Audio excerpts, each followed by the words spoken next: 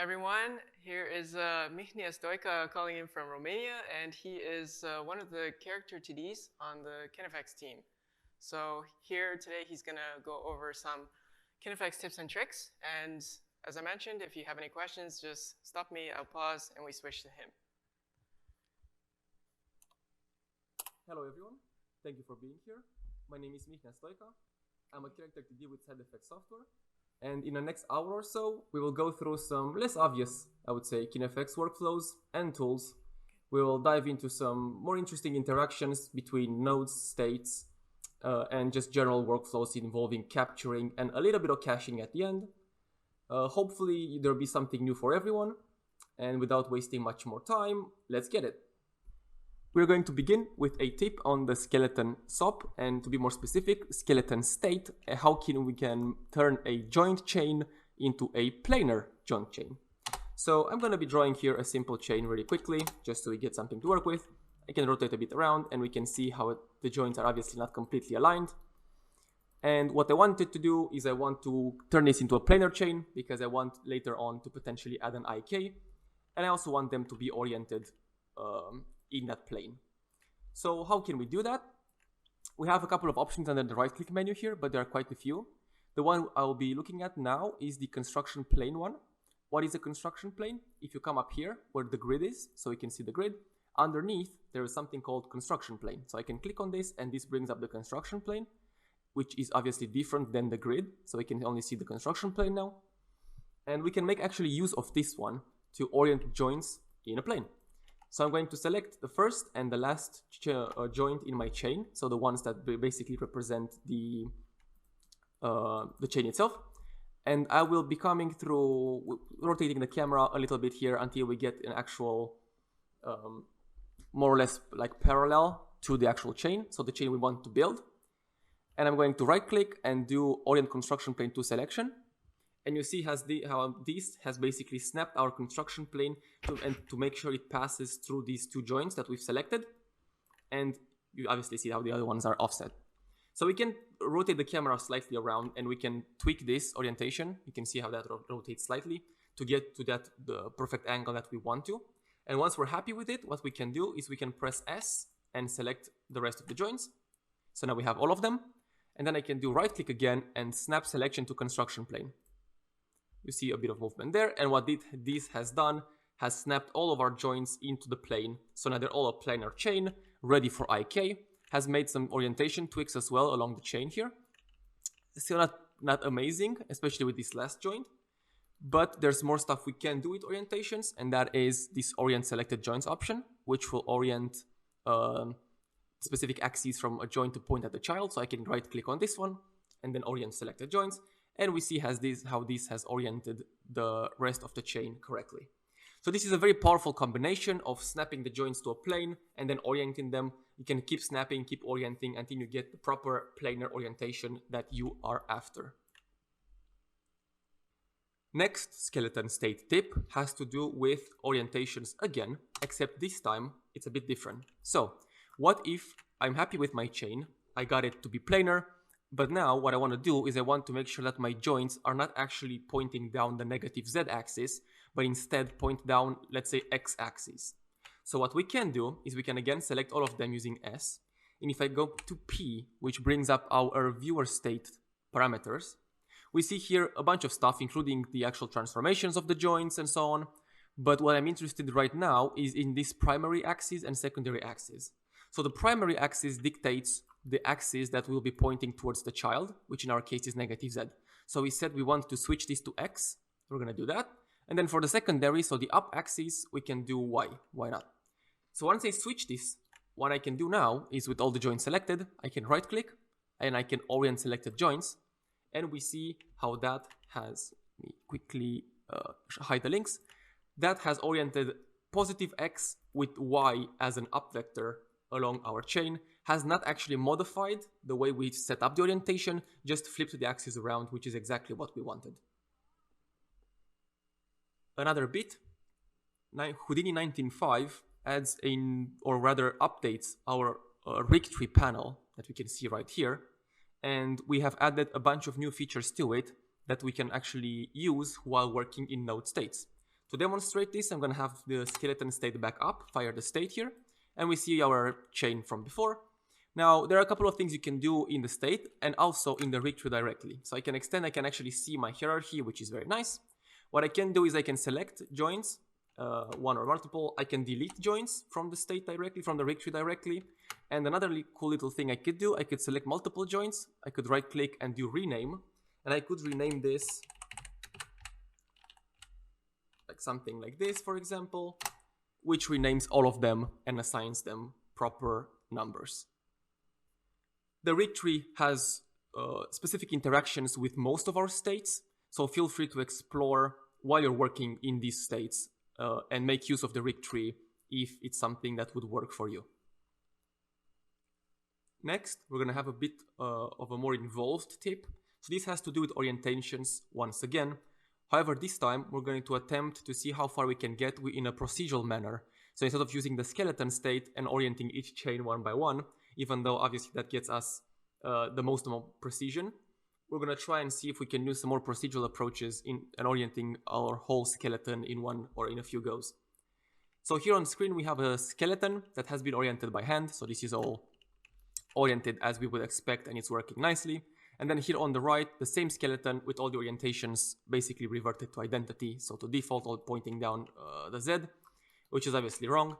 So let's say we start with something as bad as this and we want to orient it procedurally. So how we would do this, there is an orient join sub. Can drop this node down, enable it. Let's connect it to the visualized rig here. And we can have a look. So it's already done something. The default is going to orient the positive Z down the child, so down the chain. And that's about it. So we see we have some weird joins here around and the twist isn't great. So let's go ahead and add an up vector to begin with, just to make sure and we stabilize the chains just a little bit here, like this. And of course, we still see that we have some issues. So step one in this tip is to select the joints we want to orient. Now, given this skeleton is a symmetrical skeleton, we can safely come here to orient group, select the selector, and basically just choose the half of our skeleton, like this. Leave the rest unselected because we can just mirror these results. Let's select that one too, at the end. So that's, we would say, step one. Once this is set and in place, we don't have to care about the rest. That's okay. We can then have a look at the targets group. And what that allows us to do is, especially in skeletons like these that are a bit more complex, we can specify when we have a joint with multiple children, like in this case, this COG joint here has multiple children like these two. And in order to see that, we can come into the orient joint state and display links. And we can see how this one has two children here. So the next step would be to make sure we tell the tool which child we're interested in when we're performing the orientations. So to do that, there's targets group. So I can come here and I can start selecting joints that I am interested in. So one would be spine 1, for example. We can come down here to where the foot is, and we can see there is a ball joint here that should be pointing towards, not the other ones. The chest also, we can select the neck. And for the hand as well, if we wanted to, we could select the mid. Otherwise, it will just take the average. So this would be step number 2. Make sure you isolate all these like branch points and select the direction you want your joint to point towards. Okay, has this fixed our issues? We see that our spine is looking much better now. So if I come here to the original, besides it being flipped, it is looking acceptable. So we can flip this if we wanted to as well, just to match it to the original so we have something to compare it to. So the spine looks good. However, of course, most of the other bits don't. We can see the knee is a bit off. So we have issues still, and this is far from working. Now, procedural approaches are difficult when it comes to orientations because we're always dealing with basically two axes, right? The third one gets oriented after the two ones. So you always need to specify two things when you're orienting a joint. You can't just say point towards the child because then you leave the up vector free to roam. That's why the skeleton state is so great for this, because we have that planar orientation option, so we can basically orient that according to that plane, and we can set that plane how we want to. But if you want to do this in a more procedural approach, there is one thing you can do, and that is to actually use a rig pose node upstream of the orient joints, and to start orienting sort of, if you want, root joints at beginning of various chains. I'll explain what I mean right now. So let's say we're looking at the hand potentially, right? So let's have a look here, and we see, okay, this is definitely, the clavicle is not even close to being oriented correctly. It's the wrong side. So I can have a look at the arm or the arm chain, get the clavicle in the rig pose, orient that correctly, and then the rest of the chain will actually use that orientation and create a better result overall. So it's still a procedural approach, but we're kind of solving this orientation as we go, one by one in the rig pose upstream. So we have a look at this. It's negative Z towards the child and X forward. So let's come to the rig pose here, where we have the clavicle. We can make this a little bigger. We can select this joint. We can enable word space because we want to orient everything in word space. And what we can do is we can press semicolon. This brings up this cool feature from the handle that will allow us to select an axis like Z, and then select a primitive like this one. And we can switch the orientations. And there we go. We basically just got it to point down positive Z towards the child. So now we can come here and hold control to flip it 180. And this brings us this orientation, which is X forward and Z pointing the other way. We can have a look at what we did compared to what was the original. It's a bit more like up. We could point it a bit down, but that's fine. And then let's have a look at the orient joints. So we see this still flips, and this is because orient joints will attempt to orient this node also. So as we solve, quote unquote, the joints upstream in the rig pose, we can just take them out of the orientation group. So I pressed S, and then I deselected this clavicle. Then I can press S again. And we see how this joint now stays how we made it in the rig pose, which is what we want, and how everything else has switched orientation. So we can go again here, look at this joint right here. I can select the clavicle again, and we can see how this points like this. Whereas if I deselect this joint, we're getting a flip in the axes. We're getting the Y and the X pointing down here, okay? So now what we did is we just solved, quote unquote, again, that initial joint in that chain and leaving the rest to the orient joints. So we can check this, and we can see already we're getting a better result in terms of orientations than we did before. We can tweak this route to get it to where we actually wanted to be like one-to-one. Of course, normally you wouldn't have this example to compare it to, so you just have to tweak it against the skin or something like this as you go through. But that's basically the idea when it comes to the best approach to doing this procedural type of orientations. Is you can have your skeleton, and then for each joint chain or for each area that requires more attention or that looks wrong, like, you know, even here the knee and so on and so forth, you can go upstream in a rig pose, orient that root joint by yourself, by hand, and then the orient joints will take that result and propagate it down the chain. So with every orientation that you add in the rig pose upstream, you are making the orient joints result better and closer to what you want to achieve.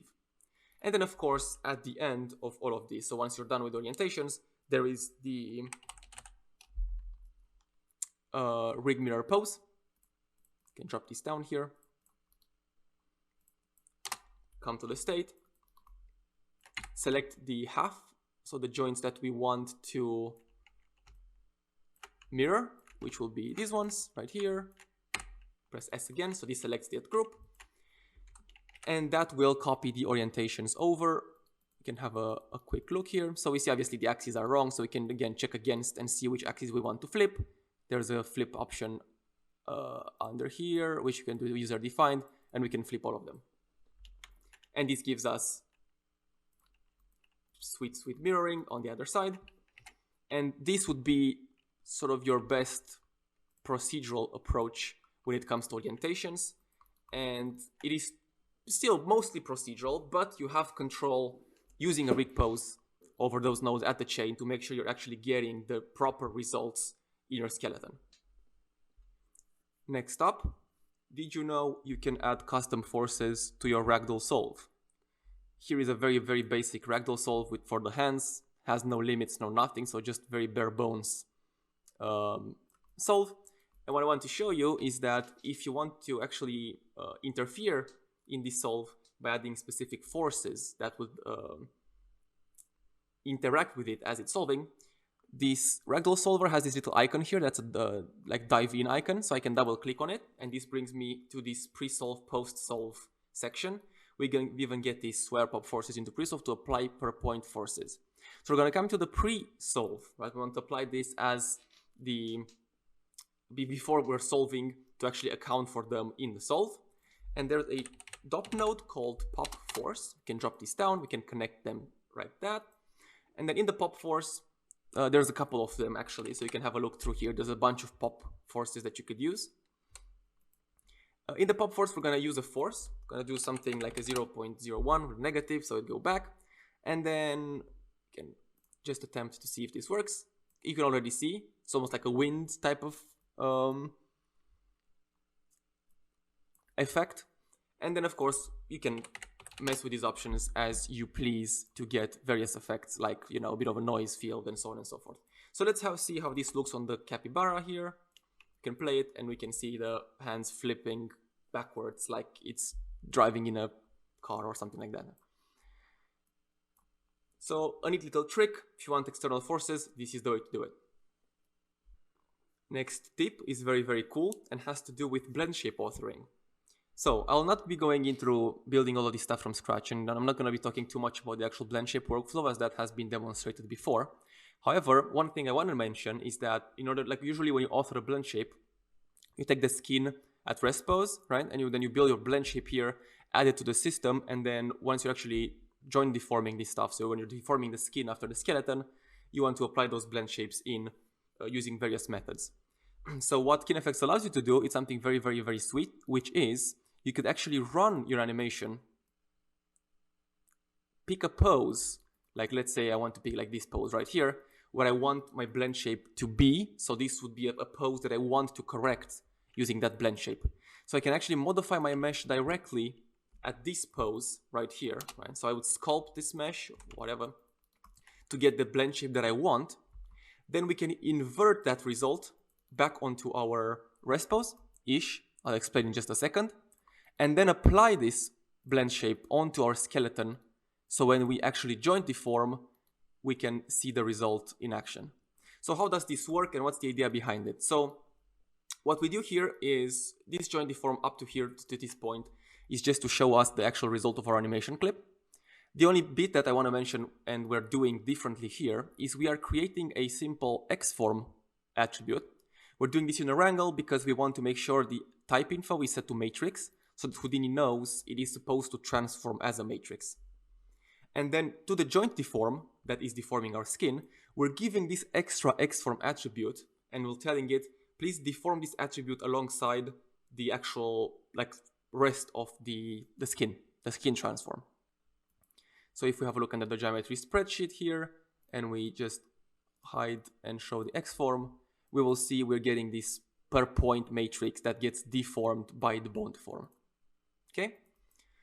Once we're able to do this, we can go ahead and modify our mesh however we want to. So basically just add our blend shape. We can use sculpt, edit, anything really that Houdini has to offer in terms of modeling.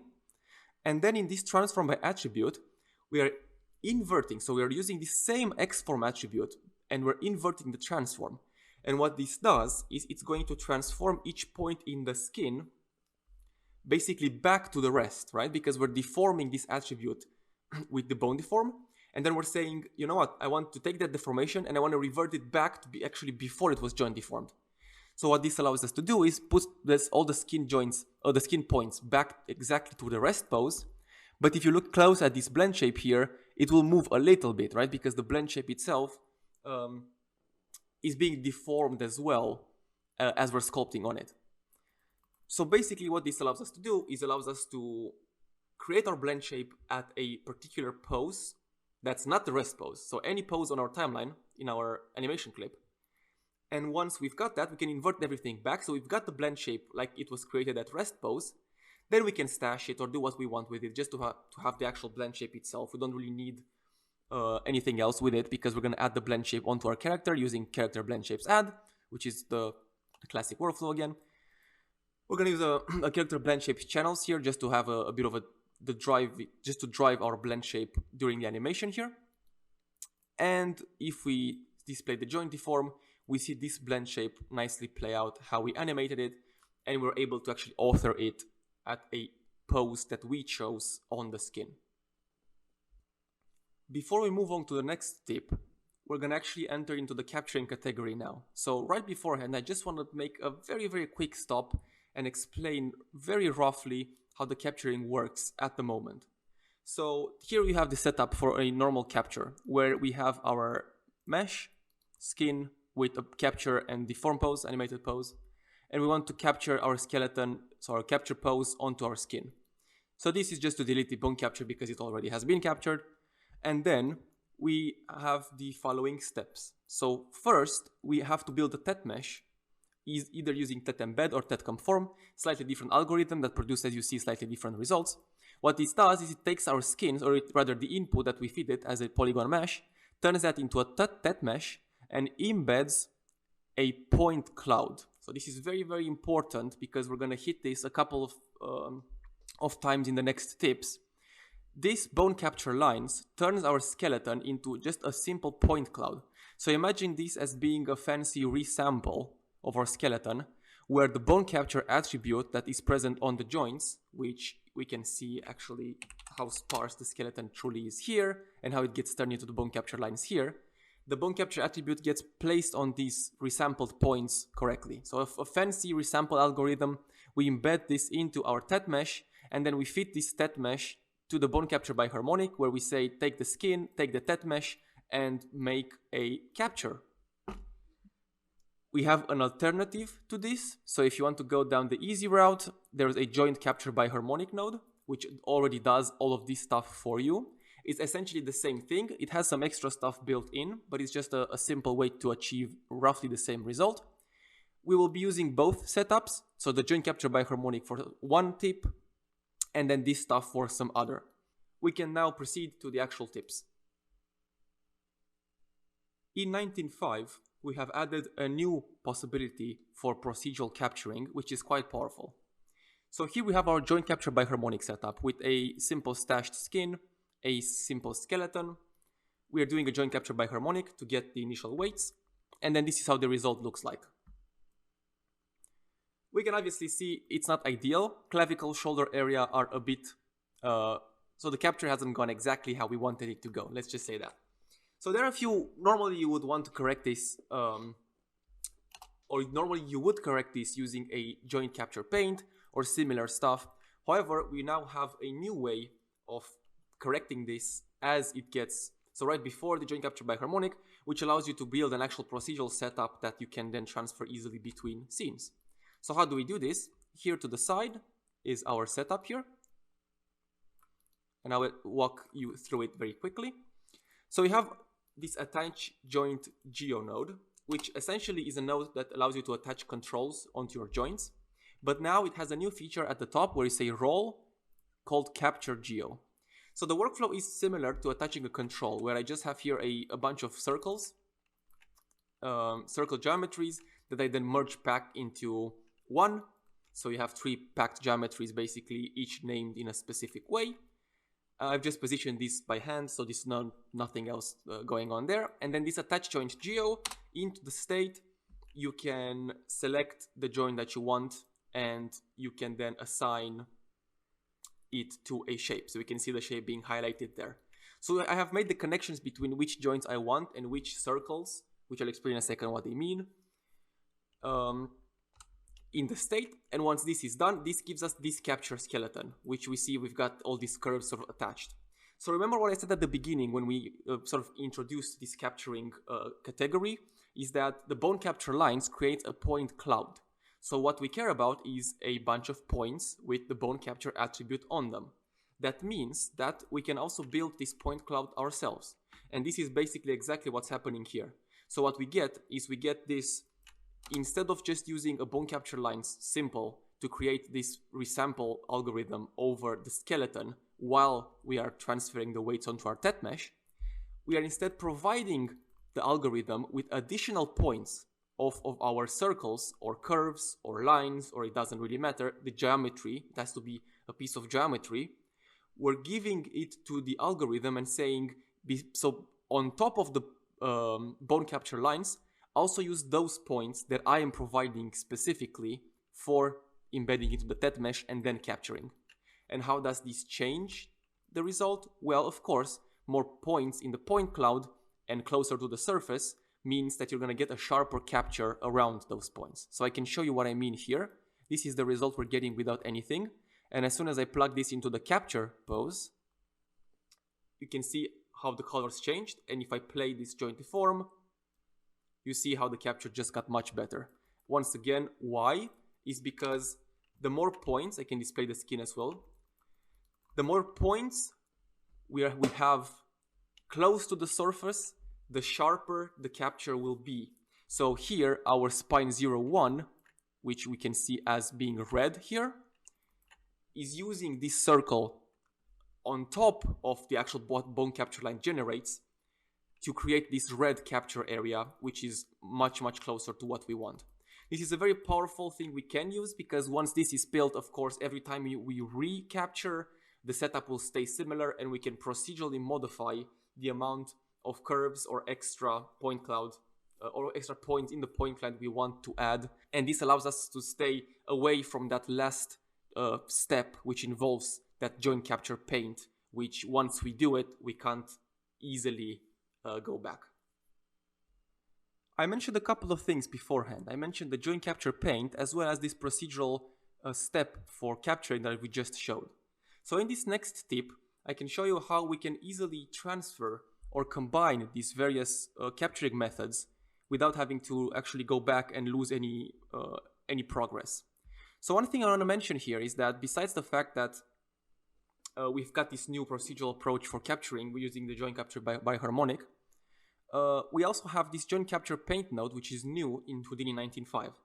So besides it being completely reworked and featuring a bunch of very, very useful features for actually painting your weights, another big change with this node that comes with Houdini 19.5 is that it no longer operates as a layer. So it's going to cache its inputs, and now we can use something like attribute composite to layer it on top our previous capture or a different type of capture. So this makes things much more transparent and should hopefully feel much more friendly and better to use. So let's have a look here how we're basically using different capturing methods and then combining them all together. So on this stream here, I have the same setup that I've just showed before, where we have this procedural capture using the extra curves. And then on the left here, let's say at some point that I was building this scene, I did an initial capture and then did a joint capture paint on top. You can see the result here. So basically I went from the joint capture by harmonic, which is just the default here, and I did a bit of like joint capture paint on the hands just to demonstrate this purpose. So let's say I have already something like this, which again, joint capture paint operates on a cache. So it's a relatively static operation that now if I want to transfer back onto our newly captured, so I made a new capture here that I'm more happy with, we could attempt various ways of doing this. But one very nice way and a simple way to combine these various captures together is to use the attribute composite and a mask. So I have here an attribute paint, which I can fire the state of.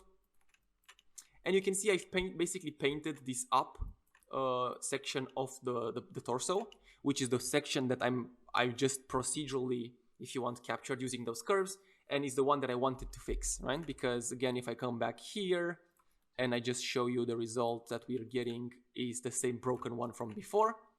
But I did paint my hand, so this I want to keep. And since my procedural setup only modifies the upper section of the torso, I only want that one to be blended.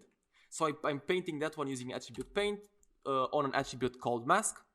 And that I'm coming to attribute composite here. I can show you the visualizer here. And what this does is, as we see, so we basically get from here, which is this with this torso, which is wrong, but the hand is painted. Whereas here, we've got the hand unpainted, but the torso is correct. We come to a step where we've got the torso correct and the hand painted.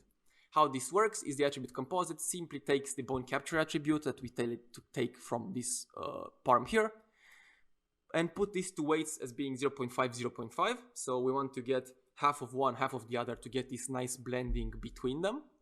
And then as the alpha attribute, we're using the mask that I just created using this attribute paint. And with this setup, I can very easily combine multiple capturing methods. You can even go from like biharmonic capture to proximity capture and combine the two using this attribute composite without actually having to go back and modify your data at any point. Another way in which you can control the result of the capture in a procedural fashion is to separate your mesh into various pieces and build the TET mesh separately so you get different resolutions in that TET mesh. So I'll show two options to do this here. So we've got a simple setup for the capturing that I've just shown before, and then here we just branch off for the TET embed because this is what we want to showcase. So on this end here, we've got our classic TET embed, which just takes the whole mesh and builds a TET mesh out of using these bone capture lines. And then if I plug this into bone capture biharmonic and give it a few seconds for it to solve, we then look at the visualize. I took away the fingers from the bone capture lines, by the way, that's what we're seeing in the whole hand. We see we're getting this result for the hand, okay? Then here on the left, what I try to do is I try to split up the mesh. So I split up the hand from the rest of the skeleton and use these two TET embeds, basically, to create the TET mesh. So we're gonna get one TET mesh for the hand and then one for the rest of the body, which of course allows us to change the resolution for each of those two and get different resolutions for them, as we see right here. So I already had it stashed, so it doesn't have to cook, but it is what it is. So now we have the body at one resolution and the hand at a much denser resolution. And if we try and solve this on our bone capture biharmonic to see what we get, we see we get a much sharper solve, a much sharper capture compared to this one. This is softer on the capture. This one, because it is more dense, it is also sharper. Here on the right, a very similar idea, except using a different workflow, is instead of separating our mesh into various pieces and getting the TET mesh resolution like that, because we see that can create, depending how you set it up, it's going to create a much harsher transition because the mesh is basically separated. Another approach there is we can actually come here, and when we build our TET mesh, so here I'm using a TET conform just to show both ways. We're building a TET conform from a poly-reduced version of the skin. So here we're just poly-reducing the whole skin down to about 20% of the initial polygon count. And then here, I'm poly-reducing the mesh to 20%, but we're using an attribute paint with a mask. So very similar to what I showed before with the transfer for capture transferring. We're using a mask to determine the density of this poly reduction. So here we're saying I want to reduce the body more than the hand. So the hand, you see, it's much more denser. So as we're creating the TETs, of course, they will also be created at different resolutions. And that also gives us a different result. So if we're using the more dense TET version, we see we're getting a very clean and cut, sort of where the hand is captured. Whereas if we're using the other one, we see we're getting a much more diffuse result. So this is sharper, this is cleaner, and this is more diffuse because obviously the TET mesh is less dense. So this is a nice little way, nice little trick that you can decide how you want your capturing, where you want your capture to be sharper, where you want your capture to be smoother. Next capturing tip has to do with transferring captures from one mesh to another. Of course, if you have very different meshes, the result will always be prone to error. However, oftentimes you end up working on a skin on a particular mesh like we have here and that we've seen before up to this point in this video, and you will get updates. You'll get updates with the same skin where maybe the topology slightly changed, or maybe something got added, but if the general shape remains very similar or the same, then you want a way, obviously, to transfer those weights to not lose all the work you've done so far. Because if you had any type of joint capture panes in there, or if you just want to preserve exactly the same result, you don't want to start all over again with the new mesh. So this setup here is the same that we had a look at when we did the procedural setup with the curves. That gives us this nice result on the mesh. And then what we want to do is we want to take this super high poly version, well, super high poly version of the same mesh, and we want to transfer those attributes from here to here. So how can we do that? Now, there is an attribute transfer node that can transfer bone capture, as we see right here. But in general, the results you'll be getting with it aren't amazing, especially if you're jumping, like switching topology densities.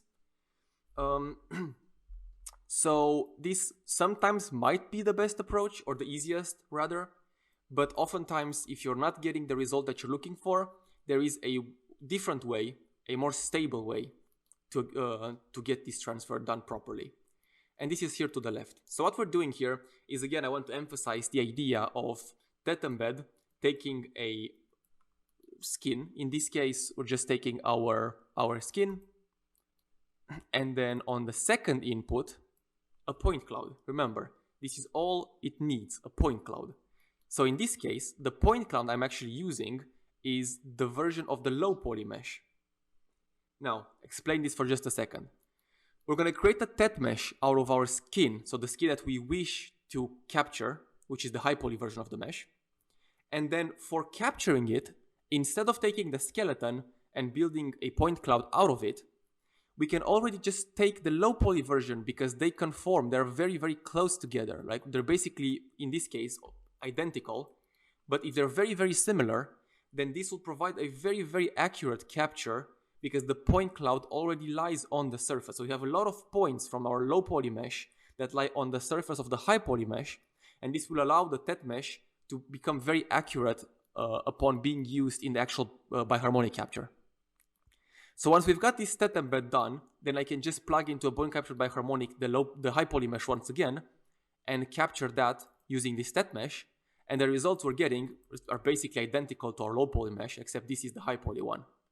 So this is a very, very powerful approach when it comes to transferring weights to similar or very similar models, especially when they change during production just slightly. And on this same note, this can be extended, and you can even use this method. So here is exactly the same method for a very quick cloth preview. So we have this cloth built, which is just a simple extension of our initial geometry, and using exactly the same method where we are using the cloth to generate the TET mesh, and as a point cloud, we are using this low poly version of our mesh to get the capturing done correctly. We can very easily attach the cloth to our skin and get it deforming to get a nice preview of it while we are working, to sort of see the direction we're heading with it before we actually get to the last point of capturing and solving it correctly. So this method is very, very nice, and it can be used to transfer capturing weights between meshes, especially if they're similar, very easily and with very, very accurate results. Before we close things off, I also want to make a quick mention of the caching category. So this in and of itself is quite extensive and could probably benefit from having its own masterclass in terms of what it is, how it's being used, and sort of to dive more in depth on the things that I will be quickly mentioning here. So what I just want to touch on as a final section of this video is just the idea of attribute data IDs, and to basically acknowledge their existence. So Houdini uses these IDs, which we can have a look here under the info window. You can see a bunch of numbers here. So you can see this detail ID, change count, primitive ID, and each attribute, be it point or vertex, has its own ID. So all these numbers. And you see, as if I scrub the timeline, for example, just look at this, my attribute here, this ID here, 6275. As I scrub the timeline, you see how that ID changes. So that number is being used internally by Houdini to figure out whether or not that attribute is expected to change or has changed since the last time it looked at it. Okay, so that's used by the viewport. That's used by some nodes for figuring out whether or not they need to recache or redraw, etc., etc. So this is fairly advanced and technical, and we can get into a lot of details in terms of how to read those, what they are exactly, and so on and so forth. The only bit I want to mention here specifically is that KineFX obviously has to deal with a lot of time-dependent streams because we have all of these animations that come in and we have to manage at sub level. So we oftentimes encounter scenarios where our stream is time-dependent, as we see this little badge here near that node, which means that node is cooking on each frame because it's trying to figure out exactly, or it looks at the input and performs the operation that the actual node itself is performing or is doing on each frame. And depending on how big your network is, this can get quite heavy to perform a lot of operations on each frame, especially since a lot of these operations we don't want to perform on each frame, right? So stuff like renaming joints, reparenting joints, etc., etc., are things that we would want to do on the initial skeleton topology and then just transfer the animation back onto that topology rather than just renaming or reparenting the joints on each frame over and over again. So most of this stuff is taken care of by our nodes. So we have internal caching done for this. But the way this caching works is by looking at these data IDs. So if you're looking at building a more advanced caching using cache if SOP or so on and so forth yourself, or if you want to troubleshoot networks that you have built that potentially run a bit slower than you would expect, one place you might want to have a look at is these data IDs for the attributes. So when you again have a look at the info window here, some attributes like name we would expect to stay static, and as we check, it is indeed staying static. Some other attributes like transform we definitely expect to be bumped because it is changing, right? So the transform is changing on every frame, so we expect its ID to also change. But what happens if you want to manage this yourself? How can you achieve such a thing? One way you can do it is using a rig doctor. So if you dropped on a rig doctor SOP, you see here we've got a quick note. We've got this attribute creating my attribute, and that's why my attribute ID was getting bumped, because we're creating it on each frame. And let's say I want to turn this my attribute into a static attribute, so I don't want its IDs to change anymore. So the rig doctor provides an option at the top here called attributes to freeze, where I can specify an attribute on my geometry, in this case my attribute, and also what method I want to use to freeze it, so time shift or stash. And then if I check again, it's data IDs. So we look here under my attribute and this 2465, and we scrub the timeline. We see that now it is indeed staying static. So this basically means that this attribute is no longer expected to change on each frame, but rather we know for a fact that it is a static attribute that has a value that is not supposed to change. Next up, before we close up, I just want to make a quick mention how motion clips handle these IDs and how we can further customize the bump on these IDs in motion clip land.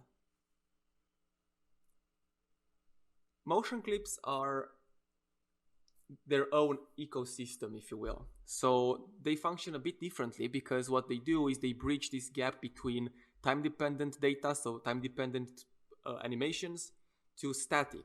So we're going from a per frame pose here, which is a time-dependent type of data, to a motion clip, which is a static piece of packed geometry. So because of this, the way the attributes are being handled upon creating the motion clip and upon actually evaluating a motion clip is automatic up to an extent, but it is also up to us to provide extra guidance, if you will, or to manage these extra if we need to. So one thing to mention is when we're actually building a motion clip, these attributes to store here tells the motion clip which attributes to store on each pose and which attributes should only be stored on the topology, so on the initial pose, aka which attributes are expected to change per pose, so on each frame, and which attributes are not. So in this case, since we already said that my attribute is supposed to be static, even though we have this rig doctor upstream, we could still come here and say, I don't want, for example, my attrib or CD to be stored on each of the poses. So you see everything now turned white, but if I blast everything except the first packed primitive, so this is basically your topology, you see that the topology is still green because we still have, if I unpack this so we can check the attributes, this still has CD and my attribute because we specifically said still store those attributes, but only store them on the topology. So the first pose and all the rest of the poses will basically use that same value. Because if, for example, I come here and I switch this to be primitive 1, you see that we're missing both CD and my attribute. So these have not been stored on the other poses. This can be a bit more efficient memory-wise, of course, because you're storing less data. But overall, when dealing with motion clips, you have a couple of things down the line anyways, like different motion clip nodes, motion clip cycle, motion clip blend, which gives you options to repack those attributes. And of course, the last step, which is the motion clip evaluate, which we also need to be taken into account. So when we evaluate a motion clip, let's have a look here. We see our IDs for our my attribute here. So we see float and we see a 3513. If I scrub the timeline, we see that it's not being bumped. Okay, so it does stay static. And the reason it stays static is because we've defined it up here. So we say here it is a static attribute. So the moment we come here and we unpack all of the attributes, so we unpack all the rest and all the animated attributes, the my attribute can only be found on the rest pose, hence it remains static.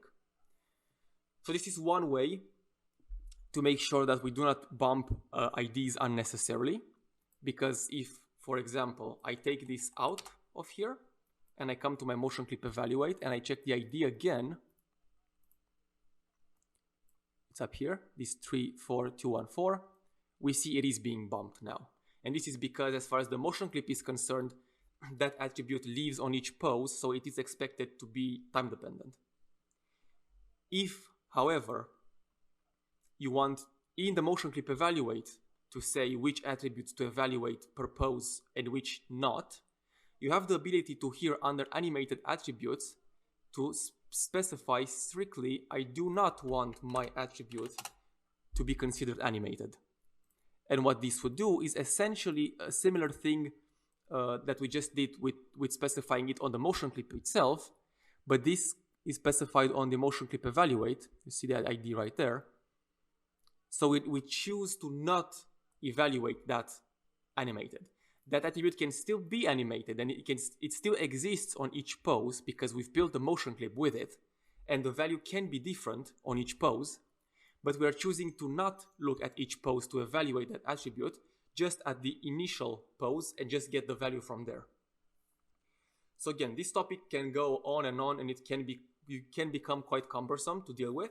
I just wanted to mention that we have a few ways in which we kind of exposing this attribute ID management more or less to the more experienced users. And if you wish to dive into basically getting the most efficient networks you can, then this would be one step to start. That being said, thank you everybody for watching. I hope the information presented here have been useful one way or another. Cheers now. Hello everyone. Thank you. No. So, can we switch to the Zoom call? So, can you? Am I on screen? Yeah, you are. Yeah, back again, yes. Nice, okay. Well, So, thumbs up if the attribute stuff was very confusing. It was for me listening to it again, so nice. you cannot see us, right? Nope. Yeah. I can okay. just stare Nobody's at the giving any screen. thumbs up, so they're either being polite or. Yeah, appreciate it. Yeah. Does anyone have any questions? Anything? No chance? Hold on, let's get the mic. Hello? Hey, it was a good talk. Will I be able to download those HIVE files? Yes. Yes. Yeah, cool. That's a yes. Cool, thanks. Other than that, I had a question about the new FBX stuff that I saw for 19.5. I noticed that when using Unreal, like attributes that I could normally attach to FBX files from Maya, I cannot do that from Houdini. Is there a way to do that now?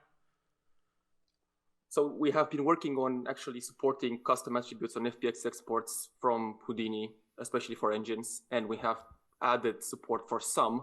Now there have been reports with some Unreal issues in the past, so we're constantly trying to sort of like catch up on those and make sure we support everything that Unreal does, because obviously there's a bit of a difference in how this actually is being handled by software, of course. So if there is a particular set of attributes you're missing, then can you please send an RFE or a bug so we can actually look at those specifically and make sure we support those as well, or see what we can do. Sure.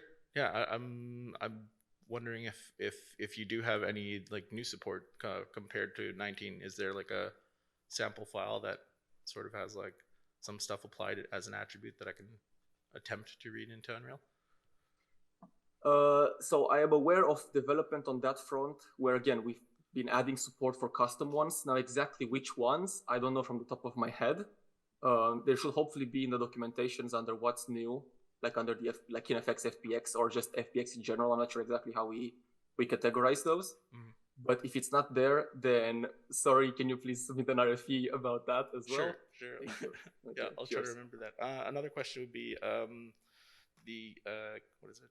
I think I saw in the list of the updates that was in 19.5 was one for there was an update to the seed tool, the what's it called, dem bones. Is there like a, because I know like with the DOS version of the dem bones you can like feed it like an existing skeleton and then it'll just add extra bones for the stuff that's like outside of it. Is that stuff like opened up, or is it compatible with KineFX now, or? Compatible with KineFX, yes. I know we've been making it like a CPP node now, so it's supposed to be very fast. In terms of your first question about supporting a skeleton on the input to add additional bones, I'm not entirely sure. I haven't looked into that specifically. Because the other one, there's like the bone converter. I know that one got turned into KineFX, but that one is like, it builds all the bones like when you run it. But the dem bones one, the one on DOS, that one allows you to like put in your own skeleton and then tries to train it to that skeleton. At least I think it does. I haven't really tested it out, but I remember reading something about that.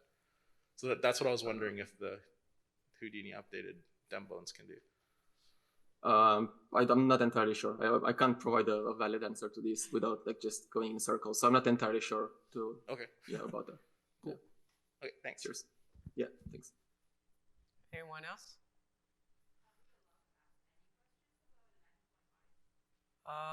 Related to KineFX? Let's try. No? Sweet. Okay, so then I think this wraps the presentation, and thank you guys all for coming, and thanks Mihnea for staying up. Thank you. Yeah, that's it. Thanks everyone.